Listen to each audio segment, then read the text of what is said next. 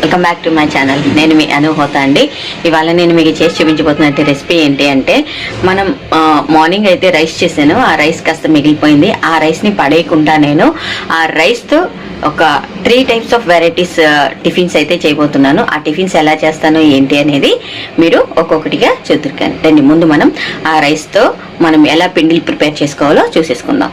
Rice అయితే మిగిలిందండి. ఈ cup రైస్ని అయితే ముందుగా నేను మిక్సీ పడుతున్నాను. ఆ పట్టిన పిండి ఒక మిక్సీ జార్ తీసుకుని అందులో రైస్ అయితే వేస్తున్నాను. మనం ఒక కప్పు, మీ దగ్గర పెరుగు ఉంటే పెరుగు వేసుకోవచ్చు, లేదంటే మజ్జిగ ఉన్న మజ్జిగ వేసుకోవచ్చు. నా దగ్గర మజ్జిగ అవైలబిలిటీలో ఉంటుంది, మీకు ఆల్రెడీ నేను చెప్పాను. సో నేనైతే ఒక కప్పు మజ్జిగ అయితే వేస్తున్నాను. రండి మిక్సీ పట్టుకొచ్చేద్దాం. బౌల్లోకి తీసుకుందాం. ఈ పిండి అయితే ఎంత వచ్చిందండి. ఇప్పుడు మనం ఏమేమి టిఫిన్స్ చేసుకోబోతున్నామంటే, బజ్జీ చేసుకోబోతున్నాం, అలాగే పొంగడాలు చేసుకోబోతున్నాం, అలాగే దోశ. అండ్ ఆ పొంగడాల పిండినే మనం ఇడ్లీ కూడా వేసుకోవచ్చు అనమాట. ఓకేనా ఫ్రెండ్స్, రండి ఇప్పుడు మనం ఒక్కొక్క ఐటమ్గా చూసేద్దాం. సో ముందుగా అయితే మనం ఈ పిండిని సపరేట్ చేసుకోవాలి. హాయ్ ఫ్రెండ్స్, సో జస్ట్ నేను పజ్లో పెట్టేసి మర్చిపోయాను. సో ఇప్పుడు వచ్చి ఈ కప్పుతో ఒక కప్పు నేను ఈ బియ్యంతో రుబ్బినటువంటి పిండిని తీసుకున్నాను. అలాగే 3/4 కప్పు రాగి పిండి తీసుకున్నాను. అలాగే ఇడ్లీ నూక 1/4 కప్పు ఇడ్లీ నూక అయితే తీసుకున్నాను అనమాట. సో వీటన్నిటిని నీళ్లు వేయకుండా అయితే ఇలా కలుపుకున్నాను. ఇప్పుడు ఇందులో ఉన్న నీరంతా నూక పీల్చేసింది కాబట్టి ఇంకొంచెం మనం నీరైతే కలుపుకుందాం. మీరు ఏ పిండి మిక్స్ చేసినా, ఇన్స్టెంట్గా మనం చేసుకునే పిండి ఏ పిండి మిక్స్ చేసినా ఒకేసారి అయితే మనకు కావాల్సిన కన్సిస్టెన్సీ అయితే మిక్స్ చేయకండి. ఇది నేను ప్రతి వీడియోలో కూడా చెప్తున్నాను. సో ఇప్పుడు ఏం చేద్దామంటే, చాలా పొడిగా ఉంది కాబట్టి కాస్త అన్ని నీళ్ళు అయితే, ఇది మనకు పొంగడాలకి వస్తుంది, అలాగే ఇడ్లీ కూడా వస్తుంది అనమాట. ఇది మనం కాసేపు అలా పక్కన పెట్టేద్దాం. అప్పుడు ఇది కాస్త ఉరుమవుతుంది. ఈ లోపుగా మనం ఇంకొక పిండిని అయితే మిక్స్ చేసుకుందాం. ఒకటి మనం బజ్జీకి అయితే కలుపుకుందామండి. సేమ్ అదే విధంగానే ఇదిగోండి, 1 కప్పు అన్నం పిండిని తీసుకుంటున్నాను. ఈ కప్పుతో 1 కప్పు మైదా తీసుకున్నాను. అట్లాగే ఉండలు లేకుండా చక్కగా కలిపేసుకోవాలి. ఉప్పు, సోడా మీకు తర్వాత అయినా కలుపుకోవచ్చు. కొంచెం నూనె,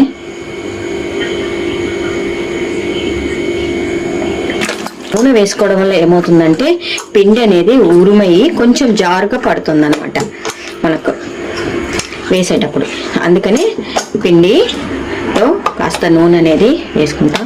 చూసారా, ఈ కన్సిస్టెన్సీ ఉంటే సరిపోతుంది. బజ్జీ పిండి రెడీ అయిపోయింది కాబట్టి చిన్న బౌల్లోకి తీసేసుకుందాం. మూత పెట్టి పక్కన పెట్టేసుకుందాం. అన్నంతో రుబ్బిన పిండితో రవ్వ దోశ అయితే వేయబోతున్నాం. అది ఎలాగో చూసేద్దాం. సో ముందుగా అయితే మనం 1 కప్పు అన్నంతో రుబ్బిన పిండిని అయితే తీసుకుంటున్నాం. అలాగే 1/2 కప్పు రాగి పిండి, అలాగే రవ్వ, సూజీ అంటాం కదా, ఉప్మా రవ్వ, 1/2 కప్పు జీలకర్ర వేస్తున్నాను. కాస్తంత జీలకర్ర, మనకు అవసరమైతే ఇంకొంచెం నూక కూడా మనం ఇందులో కలుపుకోవచ్చండి. ఎందుకంటే ఇది రవ్వ దోశ కాబట్టి మనకు రవ్వ ఎక్కువగా ఉండాలి. ఆల్రెడీ ఇంతకుముందు 1/2 కప్పు వేసాను, ఇప్పుడు ఇంకొక 1/2 కప్పు అయితే వేసాను. సో మొత్తం కప్పు నూక అయితే వేసాను. 10 నిమిషాలు అలా మూత పెట్టిన తర్వాత మనకు రవ్వ దోశకి కావాల్సినంత కన్సిస్టెన్సీ కలుపుకోవాలి.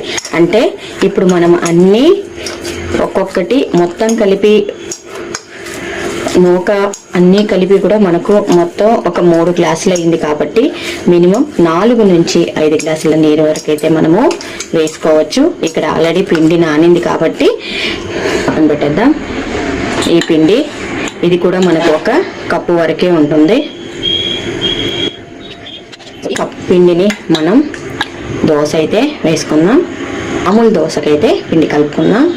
1 కప్పు పిండికి 2 కప్పుల రైస్ ఫ్లోర్ అండి. చూసారు కదా, 1 కప్పు పిండి అయితే ఉంది కాబట్టి నేను 2 కప్పుల రైస్ ఫ్లోర్ అయితే వేస్తున్నాను.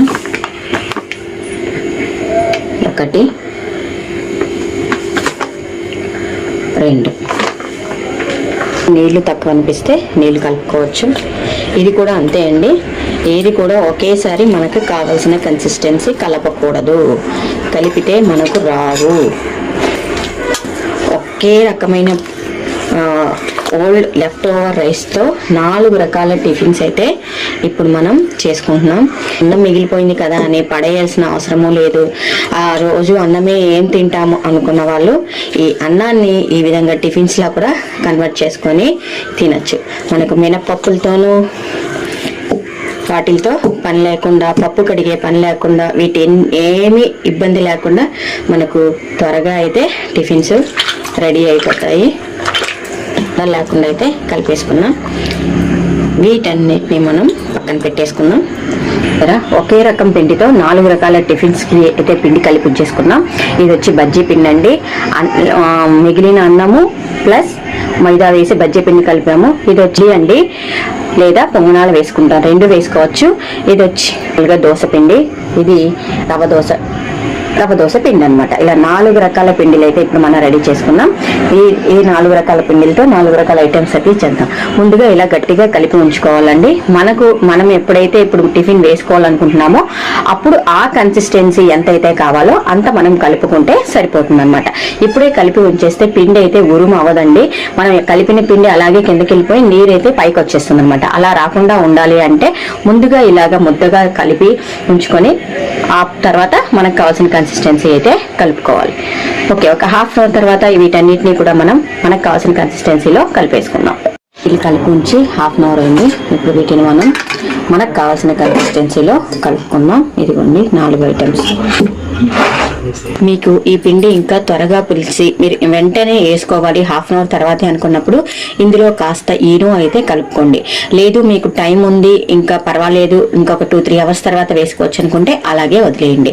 సో ఇప్పుడైతే నేను జస్ట్ మీకు చూపించడం కోసం అయితే ఈనో వేస్తున్నాను. నేను ఇప్పుడైతే ఈ దోశలు వేయట్లేదు, బట్ మీకు చూపించడం కోసం అయితే నేను ఈనో అయితే కలుపుతున్నాను. ఈనో వేయడం వల్ల త్వరగా అయితే పులుస్తుంది అనమాట పిండి, అందుకని. సో కాస్త ఈనో వేసానండి, ఒక హాఫ్ చెంచా వరకు ఈనో వేసాను. ఇప్పుడు ఇందులోకి మనకు రుచికి తగినంత ఉప్పు కూడా వేస్తున్నాను. నీళ్ళైతే వేసుకుందాం. ఈ నీళ్ళు ఇందాక నేను మిక్సీ జారు కడిగినప్పుడు వచ్చినటువంటి నీళ్ళండి, అది వేసుకున్నాను. ఏ కన్సిస్టెన్సీ అయితే దోశకు కావాలో ఆ కన్సిస్టెన్సీ కలుపుకోవాలి.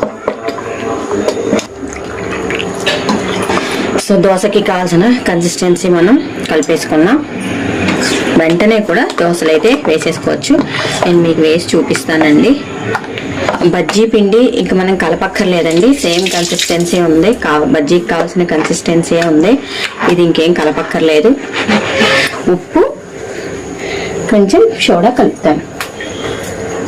సో ఒక హాఫ్ చెంచా బేకింగ్ సోడా, ఈనో కూడా కలుపుకోవచ్చు అండి. బేకింగ్ సోడానే కలపాలంటే ఏం లేదు. అలాగే రుచికి తగినంత ఉప్పు. ఇప్పుడు ఇందులో మీరు బజ్జీల్లో మీరు మసాలా బజ్జీలు వేసుకోవాలనుకుంటే దానికి కావాల్సిన ఇంగ్రీడియంట్స్ అన్నీ కూడా మీరు ఇందులో కలుపుకోవచ్చండి. అంటే ఉల్లిపాయలు, పచ్చిమిర్చి, కొత్తిమీర, కరివేపాకు ఇవన్నీ కూడా మీరు కలుపుకోవచ్చు. కొంతమంది కొబ్బరి ముక్కలు కూడా వేసుకుంటూ ఉంటారు. ఎలా అయినా మీరు కలుపుకోవచ్చు. సో బజ్జీ పిండి కూడా రెడీ అయిపోయిందండి. ఇది నెక్స్ట్ మనకు పొంగనాలకి అలాగే ఇడ్లీకి ఈ పిండిని కూడా మనం కలుపుకోవాలి. లేట్గా చేసుకోవాలనుకుంటే బేకింగ్ సోడా కలుపుకోవచ్చు, లేదా మీరు ఇమీడియట్గా వేసుకుంటానంటే ఈనో వేసుకోవచ్చండి. సో నేనైతే మీకు చూపించడం కోసం ఈనో వేస్తున్నాను. ఈనో రుచికి తగినంత ఉప్పు, మజ్జిగ లేదా నీళ్ళు ఉంటే నీళ్ళు, నా దగ్గర మజ్జిగ ఉంది కాబట్టి మజ్జిగ వేస్తున్నాను. ఇడ్లీకి కావాల్సిన కన్సిస్టెన్సీ వచ్చే వరకు కలుపుకోవాలి. ఈ కన్సిస్టెన్సీ సరిపోతుంది. ఇది ఇడ్లీలు పిండి లేకపోతే పొంగనాల పిండి అయితే రెడీ అయిపోయింది. ఇంకా దోశ అండి. ఈ రవ్వ దోశ పిండి మనం చాలా బాగా కలుపుకోవాలి. నీళ్ళు కానీ మజ్జిగ కానీ వేసుకోవాలి. నా దగ్గర మజ్జిగ ఉంది కాబట్టి కొంచెం వేస్తున్నాను. అలాగే నీళ్లు కలిపితే 1 గ్లాస్ వరకు అయితే వేసానండి. కప్పుతో ఈ గ్లాస్కి 3 గ్లాసులు ఉంటుందండి. చాలా పలుచగా అయితే ఉండాలి. సో అందువల్ల మనం ఇలా పలుచగా అయితే కలుపుకోవడం జరిగింది అనమాట. ఇళ్ళన్నీ రెడీ చేసి పెట్టేసుకున్నాం. రవ్వ దోశ పిండిలో మీరు ఒక 2 చెంచాల వరకు మీకు క్రిస్పీగా కావాలి అనుకుంటే రవ్వ దోశ పిండిలో ఒక 2 చెంచాల వరకు వరిపిండిని కూడా కలుపుకోండి. ఇదిగోండి, ఒక 2 చెంచాల వరకు వరిపిండి ఉంటుంది. ఇది ఆ వరిపిండి కూడా కలుపుతున్నాను. ఇది కలుపుకోవడం వల్ల మనకు క్రిస్పీగా అయితే వస్తుంది అనమాట. సాల్ట్ అన్నీ వేసేసాం కదా. సరే, ఇంకా అవసరమైతే ఇంకాస్త నీళ్ళు కూడా మనం వేసుకోవచ్చు. మనం దోశ వేసేటప్పుడు చూద్దాము, ఒకవేళ అవసరమైతే అప్పుడు వేసుకుందాం. ఓకేనా ఫ్రెండ్స్? నా వీడియోస్ కనుక మీకు నచ్చినట్టయితే నా వీడియోస్ని లైక్ చేసి, షేర్ చేసి, కామెంట్ చేసి అండ్ సబ్స్క్రైబ్ కూడా చేయండి. Thank you for watching friends. Bye bye.